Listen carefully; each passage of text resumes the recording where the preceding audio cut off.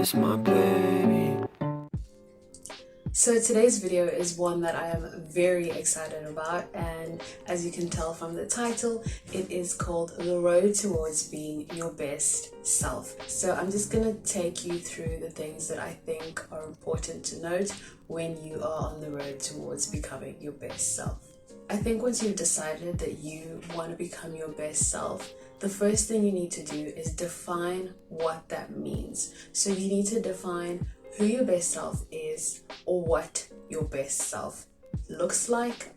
And if that is something that you struggle to do, because we can't all picture who or what we will be like in 5 to 10 years time, then you can always just write down the characteristics or values that you think this person would embody. If you want to be super confident, well-read, really great at public speaking, and you want to have all these characteristics, then you write those down and it gives you a clearer picture of what it is you need to work towards if those aren't already things that you embody. Once you have defined these characteristics or who your best self is, it is so much easier to implement the characteristics and values of this person into your everyday life.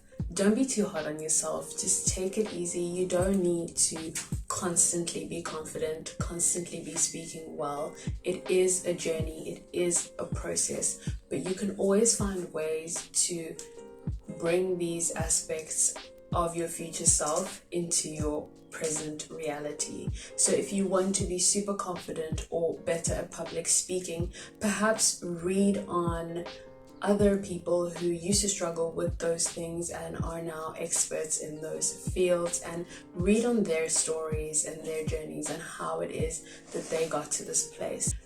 Work on improving yourself in those areas by getting out of your comfort zone. It is so important to note that the reason you aren't these things, or the reason you don't yet embody these things, is perhaps even though you desire to be well-spoken and confident, you haven't placed yourself in a situation where you would need to really embody these characteristics. So get out of your comfort zone. Go to karaoke where you'd have to sing in front of a lot of people, or do something that scares the living daylights out of you.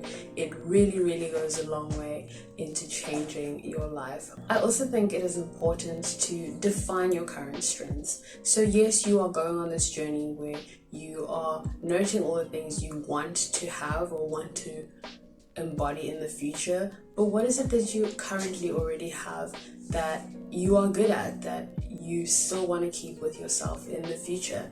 You also need to be very aware of those things. The awareness of your current strengths is so important in helping you maximize the opportunities that you have currently to push you further into being your better self. If you understand how to manipulate the system or play the game with your current strengths, you're in a much better position than somebody who is putting so much pressure on themselves to be things that they currently are not, and they're not at all focusing on working with what they have as well.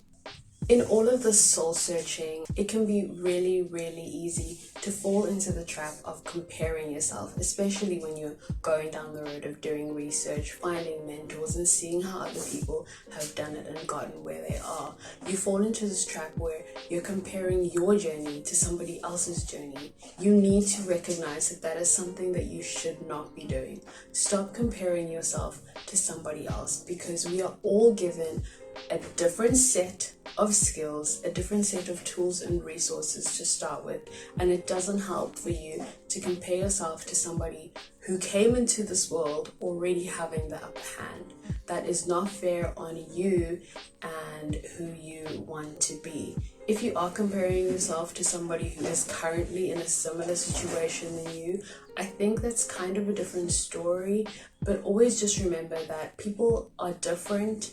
We all have different destinies, all have different strengths, weaknesses, and we are presented with different opportunities, and you need to focus on bettering yourself rather than comparing yourself, because when you compare yourself you only focus on the aspects that the other person has that can even be compared to the aspects that you embody. You forget about everything else that is unique to you that you could be working on to better yourself. So stop comparing yourself to other people. I'll actually be making a video about comparisonitis soon, and if that's a conversation that you're interested in having, leave a comment in the comment section down below addressing any of the things that you would like to speak about. I know that a lot of us suffer from comparisonitis. It is only natural in this day and age where social media is defining the standards of beauty and success, and there's just so much pressure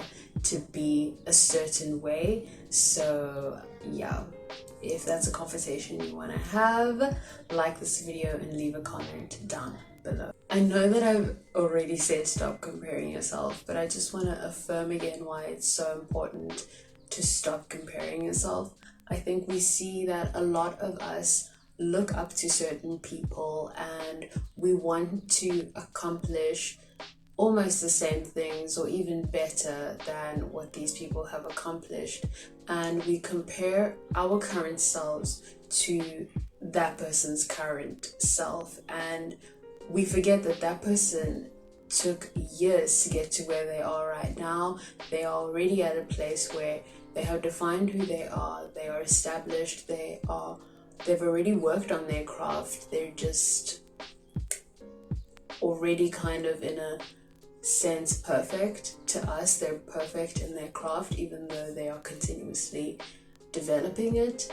We compare our beginner selves to that, and you cannot compare where you're starting with somebody's end journey. That's just nonsensical and will give you major headaches. Okay, start with what you have, start where you are, and focus on yourself and focus on how you want to be and who you want to be. One other aspect that I think is so important in this journey as well is to live intentionally, and I will always reiterate this. It is the basis of why I started this channel and the basis of a lot of my values. I think that it's so important that we start to live intentionally, actually considering how our actions affect other people and ourselves, considering the values that we have and the way that we behave and the things that we desire to attain. So think about your actions,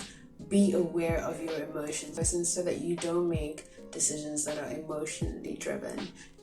Understand what it is that makes you tick, understand what it is that makes you happy, and try and find a balance between these two sides of yourself. I see that a lot of millennials struggle with dealing with their past traumas and actually coming to terms with the fact that they have a side that isn't their best side, and that side is not going to go away. Even when you're on your journey to becoming your best self, you do have a side that is nasty or rude or inconsiderate, and we aren't perfect, and we need to understand that we cannot separate that from who we are. That is a part of everything that we are, and we can only work on recognizing those emotions or those behaviors and working on minimizing how they affect other people and how they affect us. And lastly, for this first video in this segment would be for you to enjoy the process. You are finally coming into who you want to be. You're actually taking control of your life and becoming the narrator of your story, and that is beautiful. That is something that you should always be thankful for and that you should enjoy wholeheartedly. You should actually enjoy the design process. If you are doing something to change your life that you think is making you, or that you think is pushing you or propelling you towards being your best self, but it is making you miserable, then stop doing that thing, because you're clearly not doing that for yourself. You don't genuinely believe that this is something that you need, and you need to enjoy the process and Obviously, there will be bumps in the road. It will be tough. There may be tears, blood, sweat, and tears. But that's just part of the journey. Predominantly, the emotion of this journey should be that you're enjoying your growth, you're enjoying bettering and empowering yourself. I'm so happy that you could join me for this video, and I hope that you will be joining me along this journey where we will be working on ourselves and discovering our true potential. If this is something that you're interested in, like this video, subscribe so that you can come along with me on this journey, and definitely share it with your friends and their friends and their friends and their friends.